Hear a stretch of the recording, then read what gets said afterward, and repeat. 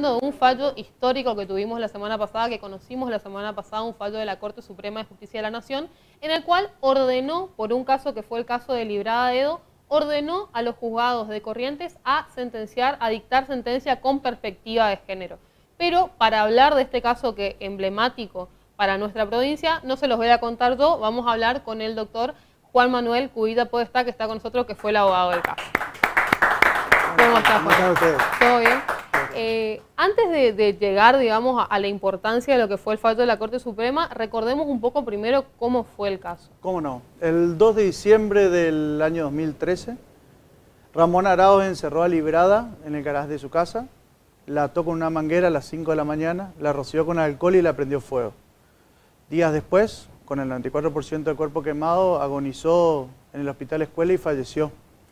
La justicia correntina investigó este hecho como un intento de suicidio, hasta que vinieron los hijos y le recordaron a la fiscal y a todos los funcionarios policiales y judiciales que Librada había hecho 11 denuncias previas por violencia de género contra Ramón Arauz, y en consecuencia recién ahí la investigación Cambió fue caratulada como femicidio. La verdad, un accionar lamentable que se extendió por varios meses y que terminó coronándose con una absolución prematura, un sobreseimiento, es decir, lo liberaron de culpa y cargo a Ramón Arauz. El juzgado de instrucción, la doctora Laura Varela, en ese entonces con la fiscal Fernández Contarde, decidieron que Ramón Arauz no estaba en sus cabales cuando hizo lo que hizo. El problema es que estábamos en plena investigación, que teníamos un montón de pruebas pendientes, que teníamos un montón de cosas que estábamos tratando de incorporar a la causa, y esta decisión apresurada de la jueza no hizo más que beneficiar al femicida, que desde entonces no está sometido a un proceso judicial, sino solo una restricción, una internación en el psiquiátrico San Francisco de Asís. Fuimos a la Corte, pedimos que se reviera esta situación. La Cámara, perdón. Pero claro, ese fallo de primera instancia, y ahí apelaron a la Cámara. Apelamos primero a la Cámara, donde los jueces Núñez Güell, Cornejo y Alegre sostuvieron el sobreseimiento, y después fuimos al Superior Tribunal de Justicia. En esa instancia, el fiscal general Sotelo nos dio la razón, le pidió al Superior Tribunal de Justicia que revocara este fallo, porque era una cuestión muy grave de cómo se había desde caratulado hasta llevado adelante la investigación, pero el Superior Tribunal de Justicia hizo oídos sordos. Los 5 jueces que actualmente conforman el Superior Tribunal de Justicia evitaron tratar, amparándose en cuestiones, como siempre, la justicia lavándose las manos, y nos impidieron ir a la Corte. Frenaron nuestro recurso extraordinario, nos dejaron ir y tuvimos que ir directamente a Buenos Aires, golpear la puerta de la Corte Suprema, presentar en mesa de entrada nuestro escrito y rogarle a Dios que sea leído, escuchado nuestro reclamo por justicia. Gracias a Dios, el jueves 14 nos llegaba una cédula de la Corte Suprema de Justicia, donde no solo se revocaba todo lo actuado por la justicia de Corrientes, sino se remarcaba puntos muy importantes. Uno, que no se pueden violar los derechos de las víctimas, que no solo el imputado es importante en las causas penales, sino también las víctimas que han sufrido el daño y que han sufrido lo que han sufrido Matías y Nicanor y Viviana Arauz, luego de que su madre muriera de esta manera, y al mismo tiempo le ordena a la justicia correntina que de una vez por todas tenga en cuenta la perspectiva de género. Les recuerda que a lo largo de todo este proceso se violaron sistemáticamente los derechos de las víctimas y que ningún funcionario de los que intervino tuvo perspectiva de género para poder resolver en favor de las víctimas y no del femicida. Algo histórico por lo que implica en esta época y también porque este es el segundo caso que en Corrientes se caratuló como femicidio. Después de Liberón, este fue el segundo. Y después de 8 años, todavía seguimos pidiendo justicia por Librada y tratando de lograr que Ramón Arauz vaya a juicio. Claro. Y ahora con este fallo de la Corte, ¿cómo queda la situación de Ramón Arauz? Y la internación, el sobreseimiento ha caído, la Corte Suprema lo ha revocado, así que ahora comienza y continúa la investigación como hace 8 años atrás nos cortaron, pero lo difícil que se hace, ¿no? Después de 8 años que los testigos recuerden los datos, claro. El grave daño que le ha hecho la investigación la justicia correntina nos pone en una situación de debilidad que creo que la Corte lo ha entendido así también y lo ha remarcado en su fallo. Pero bueno, al menos es un fallo histórico, pone en su lugar a más de 9 jueces. Y también, inclusive, no se ha tenido en cuenta en este fallo que Librada tuvo una causa previa en la cual denunció a Ramón Araoz y el doctor Juan Manuel Segovia y el fiscal Paceto lo liberaron a Ramón Araoz a cargo de un vecino que dijo que se iba a hacer cargo. Si la justicia correntina hubiese actuado como debe y con perspectiva de género, hoy Librada estaría viva. Porque dejaron a un violento, a un femicida, libre en su casa por la firma de un vecino. Nunca controlaron las medidas de seguridad. Y Librada terminó primero denunciando en esa causa que Ramón Araoz le había encerrado en una habitación y le había tirado nafta para prenderla a fuego, y luego terminó asesinada por Araoz con alcohol y, como tanto lo avisó, tarde o temprano llegó. Lastimosamente los violentos no cambian y eso es algo que la justicia ya tiene que entender de una vez por todas. Ellos y los funcionarios policiales. Lo primero que hizo la policía de Corrientes cuando llegó a la escena, con una mujer tirada en el piso con el 94% del cuerpo quemado, fue establecer los datos filiatorios, dicen. Es decir, interrogarla por el DNI, el CUIL, la información, el domicilio, en vez de asistir a una víctima.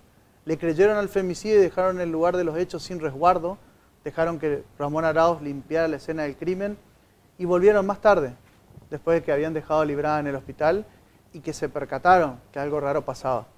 Es difícil entender cómo un funcionario policial entra a una casa, una persona prendida a fuego tirada en el piso y solo otra persona en la casa y no presume siquiera la posibilidad o sospecha siquiera la posibilidad de que haya ocurrido algún hecho de violencia, ¿no? Porque además, bueno, el caso, como decís, fue hace 8 años. Quizás hoy la mentalidad es otra y quizás hoy empezamos a tener más perspectiva de género todos y ojalá también, ¿no?, todos los operadores judiciales, pero lo que nos contabas, este fallo quizás ya hoy, en el caso en particular de Librada, cueste mucho que la situación de Ramón Araoz cambie. Seguramente van a hacer todo lo legalmente posible para lograrlo, pero sí es un antecedente importantísimo para los casos que vengan a posteriori. Sin duda, porque evidencia algo que también es muy importante, que es el accionar corporativo de la justicia. Que la justicia, en vez de corregir los errores, los jueces superiores no cobran sueldos más altos para estar más altos. Cobran sueldos más altos porque son los encargados de corregir los errores de los inferiores. Y acá lo que dijo la Corte es que todos los estrados judiciales de Corrientes, desde el juzgado de instrucción hasta el mismísimo Superior Tribunal de Justicia, actuaron tapando y protegiendo a un femicida. Entonces, esa mancha tan fuerte, tan grave para la justicia en su totalidad, hace que repensemos también si no es necesaria una reforma judicial como tanto se pregona, como tanto se busca, porque con funcionarios como estos, lastimosamente no vamos a llegar muy lejos, no vamos a obtener justicia. Estas causas son muy graves y cada vez son peores, y no tenemos funcionarios capacitados al efecto. Bueno, justamente eso te iba a preguntar vos desde tu rol como abogado, ¿qué crees que hace falta para cambiar en el abordaje de estos casos? En palabras de la Corte, ajustarse simplemente a las convenciones sobre erradicación de violencia contra la mujer, entender la violencia de género como un fenómeno y no hacer charlas sobre la ley Micaela solo para pagar las consultoras, sino para que haya un profundo entendimiento de los fiscales, agentes policiales, de lo que implica la violencia contra las mujeres. La verdad que importantísimo este caso, pero ya que te tengo acá tampoco te quiero dejar de preguntar por otro caso que también fue noticia en estos últimos días, que es justamente que inició el juicio por los obreros, ¿no? De también un caso de hace un tiempo que recién está llegando a juicio. Una vez más, la necesidad de una reforma judicial para que tengamos justicia en tiempo. La justicia fuera de tiempo no es justicia, decía una de las máximas que nosotros estudiábamos en la facultad. Y el grave problema en ese caso es que ojalá hubiese iniciado el juicio. Estamos tratando las cuestiones preliminares nuevamente. ¿Cuántos años ya pasaron? 9. También, o sea, hablar de justicia después de 9 años, con el dolor que han causado, con lo que se ha producido, se le ha provocado a las familias. Y hoy estamos esperando si se inicia o no el juicio. Está en cabeza del Tribunal Oral Penal número 1 de Corrientes decidir si se hace lugar a la suspensión del juicio a prueba. 9 años después. Familias pidiendo justicia, familias pidiendo que se lleve adelante una declaración judicial por sus hijos, que fallecieron de la peor forma, cayendo al vacío, fruto de una obra en mal estado. Y en consecuencia, acá estamos, 9 años después, tratando de ver si el Tribunal Oral, esta vez sí, inicia el juicio. Por ahora, el fiscal ha prestado su consentimiento para la suspensión del juicio a prueba y como querellantes nos hemos opuesto por entender que los planteos que habían hecho, uno de los requisitos de la suspensión de juicio a prueba, es que haya un planteo honesto de reparación hacia a las víctimas. Y creemos que el planteo que ha hecho el señor Bruquetas y el señor Valenzuela están muy lejos de ello y además importan casi un insulto hacia los familiares. 500.000 pesos para todos los damnificados, las 8 familias y todas las personas. Ni el valor de un vehículo automotor hoy. Eso ofreció la persona avisando que solo cobra 65.000 pesos por mes. Es decir, quiere remendar el daño con 10 cuotas de su sueldo.